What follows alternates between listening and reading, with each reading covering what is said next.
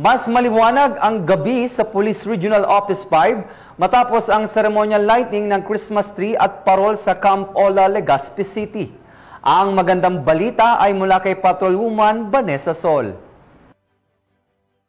Patuloy ng diwa ng pagkakaisa at malasakit ngayong Kapaskuhan, isang makulay at makabuluhang aktibidad ang isinagawa sa Camp Brigadier General Simeon A. Ola sa Legazpi City, Albay. Makulay na liwanag at masayang himig ng Pasko ang bumalot sa Camp Ola sa ginanap na ceremonial lighting of Christmas tree, lanterns, and lights nitong gabi. Pinangunahan ng mga opisyal ng Police Regional Office 5 ang sabay-sabay na pag-iilaw ng napakalaking Christmas tree at mga parol na nakapalamuti sa loob ng kampo. Simbolo ng pag-asa, pagkakaisa at patuloy na serbisyo ng kapulisan sa komunidad.